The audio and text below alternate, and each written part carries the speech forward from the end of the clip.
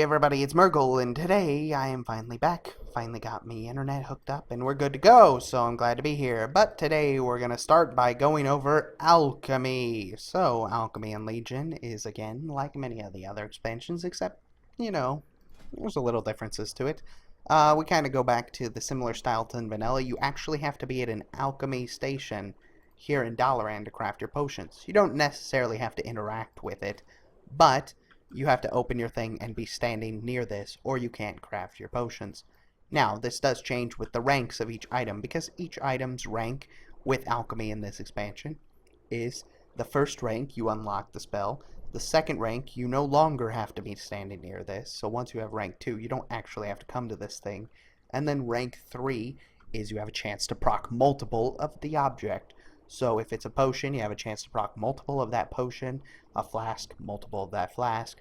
Transmutes, the only one that has ranks is the wild transmutation, so the other ones aren't affected by it. And then your trinket has a chance to proc multiple of the infernal alchemist stone. Now I'll explain this because it may sound weird, but when I get to it, I'll explain it. And then of course the utility potions, they can proc multiple as well. So the alchemy station, for those of you who don't know, is just right in this district right here. So not very hard to get to. Same place it is in the old Dalaran. All you have to do is go there. Alright, let's get into it though. So we'll go over the potions first. The potions, again, similar style to what they were before. This one is like the Dreamless potion. It does pretty much what the Dreamless potion is that restores your mana. It says puts the imbiber in an elevated state of focus where they can restore up to 240,000 mana over 10 seconds, but they are defenseless until their focus is broken. Potion of Deadly Grace grants your attacks a chance to unleash a bolt of energy at your target. Staying away from enemies for the entire duration of this effect will extend the duration by an additional 5 seconds. So this is the go-to caster potion because you're going to be standing farther away. Okay, Potion of the Old War. Summon a pair of ghostly fallen warriors that echo your melee attacks and abilities. Obviously, if you're a melee class, this is the one you're going to go for. Unbending Potion. Increase your bonus armor by 1500 for 25 seconds. Tank Potion. And then the Healing Potions. Now, these are actually useful to create, right? They're actually reagents for other potions. And let's see, it's we'll find one. I know they're reagents for something. See, there you go. They're reagents for the utility potions. So the utility potions actually require you to craft these or simply buy them off the auction house to craft them. So they do have a use. It's not like they're just rubbish. They're actually a useful item in Legion at least. So the flasks, there's 4 different flasks, and the ranks for these ones, I've received the second ranks off of monsters and heroics. So I'm saying the third rank maybe comes from raids, possibly. It says discovery, so I don't know. Maybe after just creating a bunch of them, it unlocks. Let's go ahead and craft. We'll just do 15. I don't necessarily need the herbs. Maybe we'll unlock the ability to create rank 3. Never know. We're going to give it a go and see what happens. But we can go over the flasks real quick while they're crafting. So this one is increased stamina by 1,950. A lot of HP. Tanks and everybody has lots of HP now. Increased strength by 1,300. Increase agility by 1,300. And increase intellect by 1,300. So again, many different things. Cost a lot more now. And we have very high stats. So these do sound like a lot. But again, it's just to account for the inflation of stats. Now, transmutations. This is a cool little feature for alchemists in this expansion. And in a way, it adds a little bit of fun to it. So, let's go over the unlearned ones. Scroll up here. The unlearned transmutes I don't know are cloth to herbs.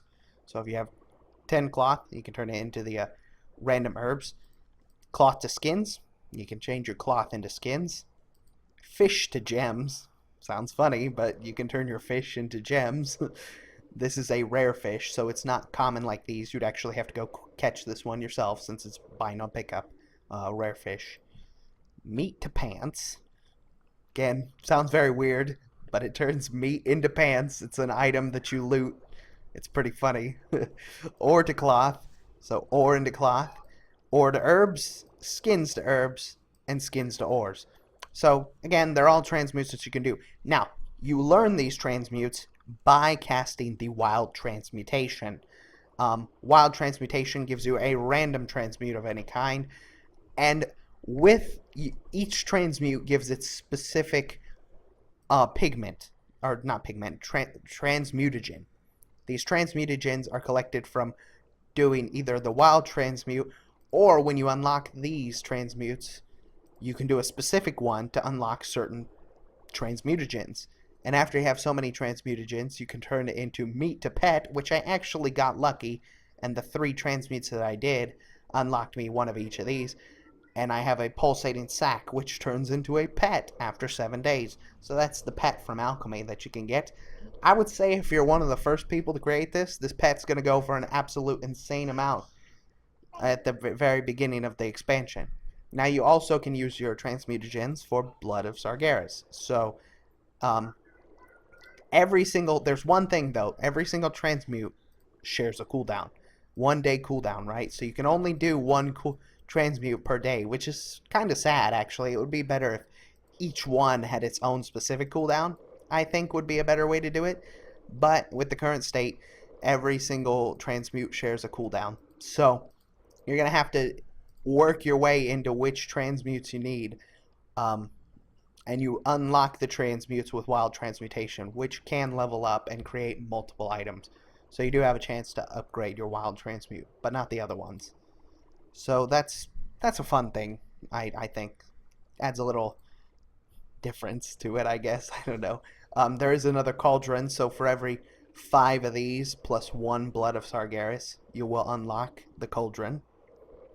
And the Infernal Alchemist Stone can be upgraded to 850 item level.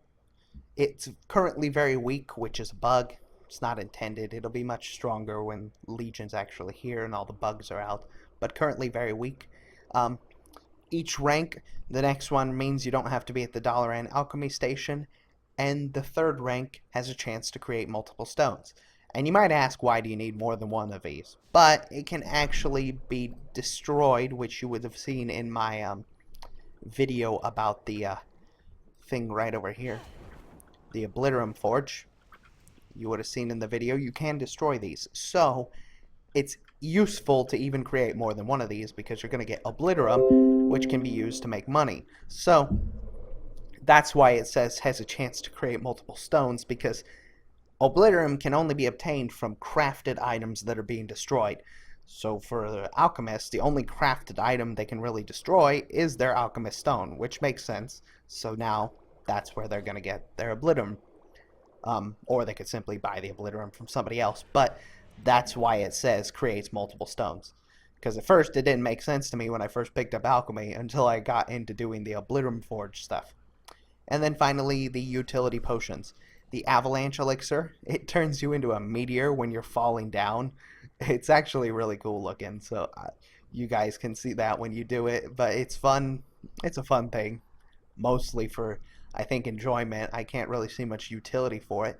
Draught of Raw Magic is a cosmetic appearance. I haven't found any utility when drinking it. Skaggledrank, this is used for a couple things. Turns you invisible, obviously mostly going to be the go-to potion for challenge modes, because invisibility is always useful when doing gold challenge modes and stuff. It's also used in one of the quests for alchemy, so it's even necessary for you to do one of your quests. Sky Step Potion increases your movement speed. Again, this is going to be a really great potion for gold challenge modes, I could see. And maybe even farmers, if you want to invest the money into it. I won't necessarily, because I feel like it would eat into your profits. But if you want to burst through dungeons or something, obviously 150% movement speed, you're going to be going faster than mounts. And then the Skyland Elixir is another potion, and I actually have a few of these because I was using them for dungeons, and I will show you. Oh, where did I put them? Okay, here it is. Skyland Elixir increases your stats and any player resting under you by 10%. It just turns you into a tree. So you're a tree for 60 seconds, and anybody that stands underneath you will get a 10% skill buff. So there it is. Well rested, all stats increased by 10%. So there you go. And I think this can be used with a flask too. Let me drink a flask real quick. Yep, see, they stack, so it's possible to drink a flask and get your 10% increased stats. So, there you go. Definitely going to be useful for raids. I can imagine them using this all the time. So, of all the utility potions, Skyland Elixir will probably, or Skyland, Skyland, what was I trying to say earlier? Sylvan Elixir will most likely be the go-to potion for money making because I guarantee raids will be using it. Though I can't imagine you selling very many because you only need one for the entire raid if everybody stands underneath you. But not too bad. And again, the Spirit Cauldron. This is a cauldron, but it does take Blood of Sargeras. So it'll be debatable whether people will actually use this because this will be more useful for other stuff, but later in the expansion I could see them being used for these cauldrons. And there you go. That's alchemy for you in Legion. Again, they have some funny ones with the transmutes. I think that's one of the best things for it. I don't know, it's kind of entertaining. And I like the fact that you actually have to come to this Dalaran Alchemy Lab because it kind of brings back the feel that you actually need to be somewhere to craft potions. So, kind of cool there too. So anyways, hope you enjoy.